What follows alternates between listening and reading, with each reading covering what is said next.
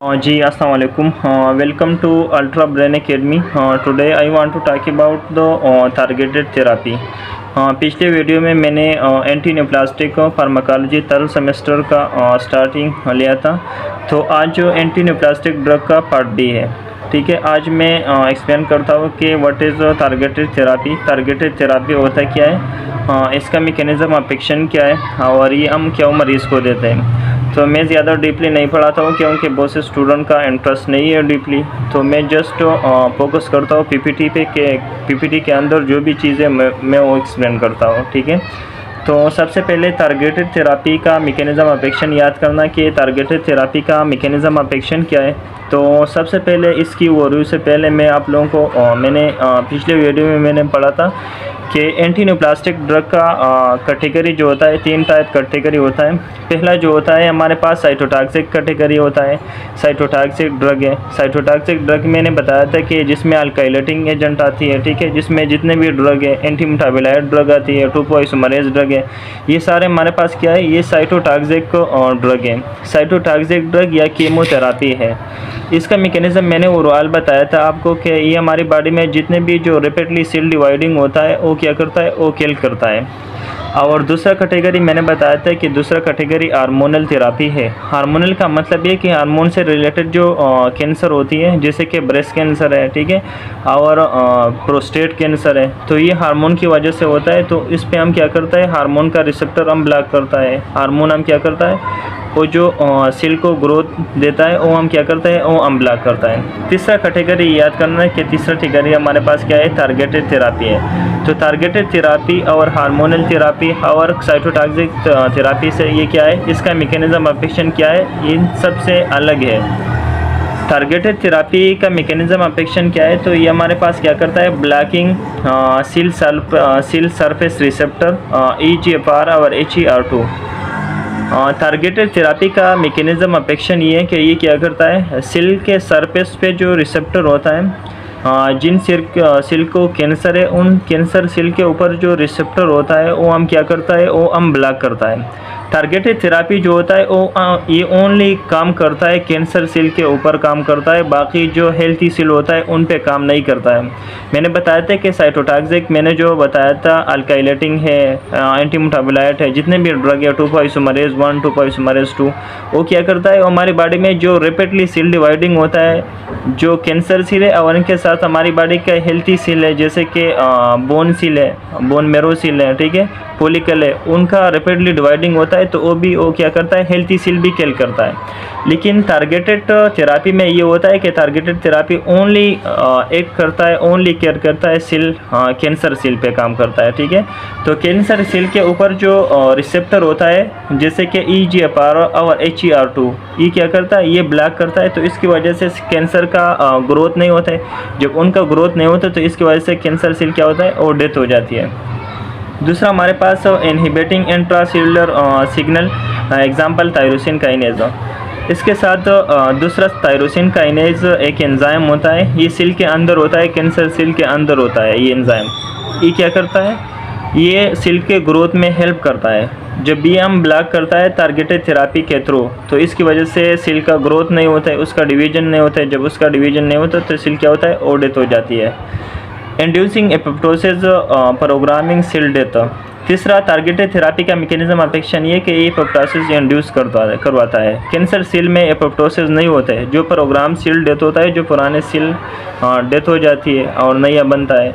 तो targeted therapy के through हम क्या करता है, कैंसर सेल में प्रोग्रामिंग सेल डेथ किंग का जो मैकेनिज़्म होता है एपोप्टोसिस, वो हम क्या करता है, वो हम इंड्यूस करता है। पहला मैकेनिज़्म सेल सरफेस रिसेप्टर हम ब्लॉक करता है, जैसे कि EGFR है और HER2 है। EGFR जो होता है हमारे पास काम में होती है, ये हमारे पास लंग में होता है। HER2 जो होता है हमारे पास ब्रेस्ट कैंसर में होता है, ब्रेस्ट कैंसर में जो सेल होता है उनके ऊपर होता है, ठीक है।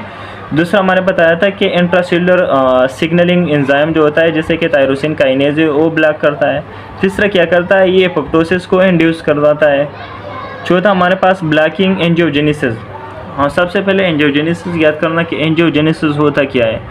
तो जिस जगह में कैंसर हो जाती है या ट्यूमर बन जाती है, तो कैंसर सेल या ट्यूमर जिस जगह में होता है तो उनके लिए क्या होना चाहिए, उनके लिए ब्लड होना चाहिए ग्रोथ के लिए, उनके लिए ऑक्सीजन, न्यूट्रिएंट। तो ये चीज़ें कैंसर सेल के लिए क्या है, इम्पॉर्टेंट है उनके ग्रोथ के लिए। तो कैंसर सेल क्या करता है, वो अपने लिए क्या बनाता है, वो ब्लड वेजल बनाता है। तो टारगेटेड थेरापी क्या करता है, टारगेटेड थेरापी जो न्यू ब्लड वेजल बनता है ट्यूमर के लिए, वो क्या करता है, वो ब्लॉक करता है। जब ट्यूमर या कैंसर सेल को ब्लड नहीं मिलता है तो इसकी वजह से ट्यूमर का सेल क्या होता है, वो डेथ हो जाती है उसका। इसके बाद हमारे पास delivering target substance directly to cancer cell, antibody drug conjugate उस पर काम करता है, जिससे कि targeted specific molecule pathway in cancer cell. Cancer cell के लिए जो स्पेसिफिक पाथवे होता है, जैसे कि ग्रोथ फैक्टर रिसेप्टर है जो ग्रोथ रिसेप्टर पर काम करता है, और सिग्नलिंग प्रोटीन है जो ग्रोथ में उसका क्या करता है, हेल्प करता है कैंसर सेल में, तो क्या करता है, वो ब्लॉक करता है। एग्जाम्पल यहाँ पे मेंशन क्या है, इमाटिनेब ड्रग है। इमाटिनेब ड्रग टारगेट उसके कहाँ पे है, ये BCR और ABL, ये कहाँ पे, क्रॉनिक माइलॉइड ल्यूकीमिया में काम करता है। ये ड्रग हमारे पास इमाटिनेब का टारगेट किया है। EBSR ABL एक एंजाइम, एक रिसेप्टर होता है कहाँ पे, क्रॉनिक माइलॉइड ल्यूकीमिया किसी मरीज़ को होता है तो उनके लिए कौन सा ड्रग हम देते हैं, इमाटिनेब ड्रग देते हैं। ठीक है, ट्रांसटोजुमेब ड्रग, ये हमारे पास हम भी याद करना MCQs पॉइंट ऑफ व्यू के लिए कि ब्रेस्ट कैंसर में हम कौन सी ड्रग देते हैं, तो ट्रांसटोजुमेब। ब्रेस्ट कैंसर में ये क्या करता है, ब्रेस्ट कैंसर के सेल के ऊपर रिसेप्टर होता है, HER2 रिसेप्टर होता है। HER2 रिसेप्टर का काम ये कि ब्रेस्ट कैंसर में जो डिवाइडिंग होता है, जो ग्रोथ है, उनके लिए क्या है, रिस्पॉन्सिबल है। तो ट्रांसटोजुमेब ड्रग क्या करता है, ये HER2 रिसेप्टर जो होता है वो ब्लॉक करता है। जब ये HER2 रिसेप्टर ब्लॉक करता है तो इसकी वजह से ब्रेस्ट कैंसर में क्या होता है, उसमें डिवीजन नहीं होते, उसमें ग्रोथ नहीं होता है। ठीक है, जब हम ये HER2 रिसेप्टर ब्लॉक करता है तो इसकी वजह से ब्रेस्ट कैंसर में क्या होता है, उसमें डिवीजन नहीं होते, वो क्या हो जाती है, वो किल हो जाती है। तीसरा हमारे पास एल्डोटिनेब है। एल्डोटिनेब ये याद करना कि ये क्या करता है, EGFR क्या करता है, ओ इनहिबिट करता है। EGFR मैंने बताया था कि ये कहाँ पे काम करता है, ये लंग कैंसर में। तो लंग कैंसर के लिए कौन सी ड्रग है, एल्डोटिनेब ड्रग है। ठीक है, एडवर्स इफेक्ट हमारे पास कार्डियोटॉक्सिसिटी करवाते हैं, स्किन रेशिज्म्स की वजह से आती है, और हिपेटोटॉक्सिसिटी करवाता है। ठीक है,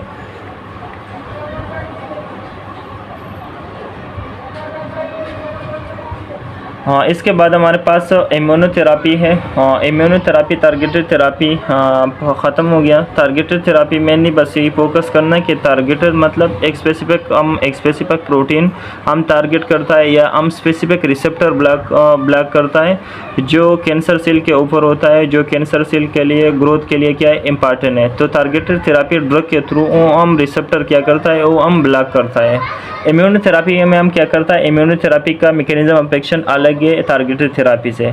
इसको दूसरा नाम बायोलॉजिकल रिस्पांस मॉडिफायर भी कहते हैं, मॉडिफायर्स भी कहते हैं। ठीक है, ये नाम याद करना। इसका मैकेनिज्म ऑफ एक्शन क्या है, तो सबसे पहले इम्यूनोथेरापी इसका मैकेनिज्म ये है कि ये stimulate the immune system to attack cancer cell. ये क्या करता है, इम्यूनोथेरापी ये डायरेक्टली कैंसर सेल के ऊपर काम नहीं करता है। ठीक है, ये क्या करता है, ये हमारा जो इम्यून सिस्टम है उन पर अटैक करता है, वो स्टिमुलेट करता है। हमारा इम्यून सिस्टम क्या करता है, वो स्टिमुलेट करता है, वो बूस्ट करता है। तो इसकी वजह से हमारा इम्यून सिस्टम जब स्टिमुलेट हो जाती है तो हमारा इम्यून सिस्टम क्या करता है, वो अटैक करता है कैंसर सेल के ऊपर। कैंसर सेल क्या करता है, वो ख़त्म करता है। तो इम्यूनोथेरापी में हम क्या करते हैं, हम अपना इम्यून सिस्टम क्या करता है, वो हम स्टिमुलेट करता है। इम्यूनोथेरापी BRMS और एजेंट बायोलॉजिकल रिस्पांस मॉडिफायर और एजेंट दैट एनहांस, ये क्या करता है, एनहांस करता है, रिस्टोर और modify the body immune system क्या करता है, वो स्टोर करता है, वो मतलब वो स्टिमुलेट करता है, वो बूस्ट करता है। जब वो स्ट्रांग हो जाती है हमारा इम्यून सिस्टम तो इसकी वजह से वो क्या हो जाती है, वो पहचाना जाती है कि ये कैंसर सेल है। तो इसकी वजह से वो क्या करता है, वो डिस्ट्रॉय करता है cancer cell. and seed directly killing cell cancer cell like chemotherapy. These drugs stimulate the immune response or block signal that prevent immune attack. मैंने बताया था कि जैसे कि केमोथेरापी बाकी ड्रग जो होता है उसकी तरह ये काम नहीं करता है। केमोथेरापी डायरेक्टली कैंसर सेल के ऊपर काम करता है और डायरेक्टली कैंसर सेल क्या करता है, वो किल करता है। लेकिन इम्यूनोथेरापी क्या करता है, इम्यूनोथेरापी हम जब किसी मरीज़ को देते हैं तो ये उन मरीज़ का जो इम्यून सिस्टम है वो क्या करता है, वो स्टिमुलेट करता है, वो स्ट्रांग करता है। जब इम्यून सिस्टम उनका स्ट्रांग हो जाती है तो इम्यून सिस्टम फिर क्या करता है, उनके अंदर जो कैंसर सेल होता है उस पर अटैक करता है, ठीक है, वो ख़त्म करता है। इसमें हमारे पास एग्जांपल यहाँ पे है इंटरफेरॉन है और इंटरल्यूकिन है। इंटरफेरॉन हमारे पास क्या है, इंटरफेरॉन वो जब ये स्टिमुलेट करता है तो इसकी वजह से क्या होता है, तो इंटरफेरॉन जो होता है ये नेचुरली हमारी बॉडी में ये बनता है, ये प्रोटीन है, ठीक है। जब हम किसी मरीज़ को ये मेडिसिन की तरह हम दिया जाता है तो ये क्या करता है, इंटरफेरॉन ये हमारा इम्यून सिस्टम क्या करता है, वो एक्टिवेट करता है, ठीक है। हाँ, ये नेचुरली बॉडी में भी बनता है। और दूसरा इंटरल्यूकिन जो होता है ये भी प्रोटीन है। इसका मैकेनिज्म ऑफ एक्शन क्या है, तो इंटरल्यूकिन व IL-2 क्या करता है, ये हमारी बॉडी में टी सेल और NK सेल जिसको नेचुरल किलर सेल क्या कहता है, वो क्या करता है, उसका प्रोडक्शन इंक्रीज़ करता है और इसका ताकत क्या करता है, वो बढ़ाता है। तो वो फिर क्या करता है, वो कैंसर सेल पर अटैक करता है। तीसरा हमारे पास इम्यून चेकपॉइंट इनहिबिटर में हमारे पास कौन कौन से ड्रग है, तो पहला हमारे पास पेम्ब्रोलिजुमेब है, नेवुलुमेब है।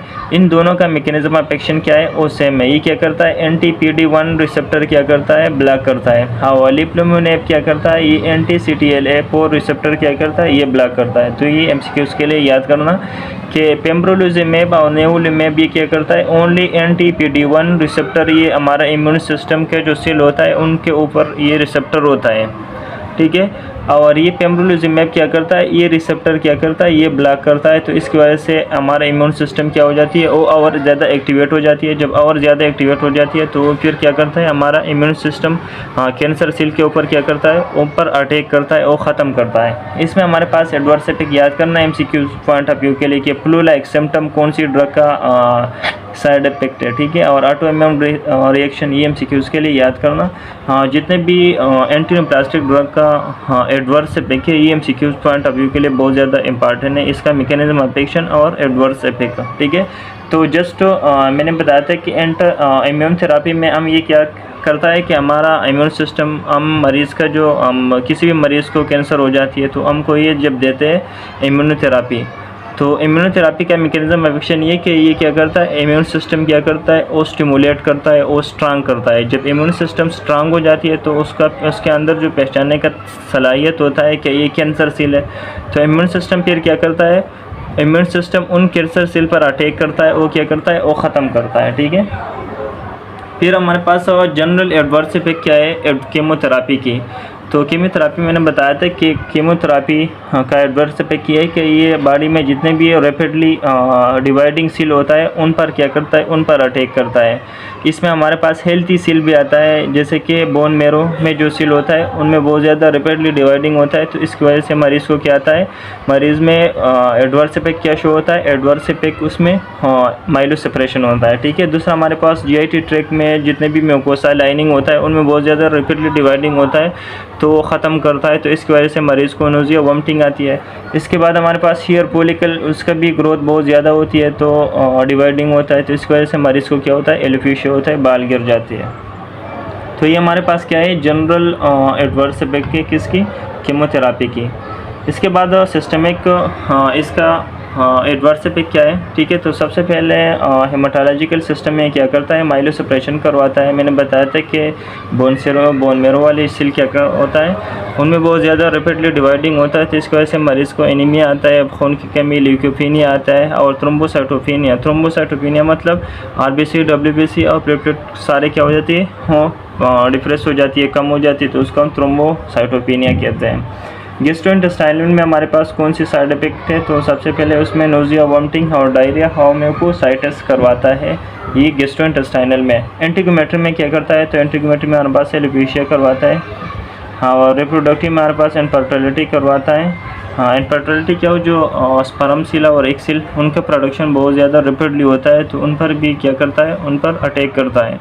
और टेरोटोजेनिसिटी करवाता है। हाँ, टेरोटोजेनिसिटी का मतलब जो मेट्रोट्रेक्सेट मैंने बताया था, वो प्रेगनेंसी दौरान में नहीं देना है, ठीक है। ये क्या करता है, टेरोटोजेनिसिटी करवाता है। अदर हमारे पास अदर ऑर्गन स्पेसिफिक टॉक्सिक जैसे कि कार्डिक या रेनल, हेपेटिक या पल्मोनरी क्या करता है, टॉक्सिसिटी करवाता है। इसके बाद नर्सिंग कंसिडरेशन में क्या करता है, सबसे पहले नर्स CBC मॉनिटर करता है, किसके लिए, माइलोसप्रेशन चेकअप पॉइंट के लिए CBC मॉनिटर करना है।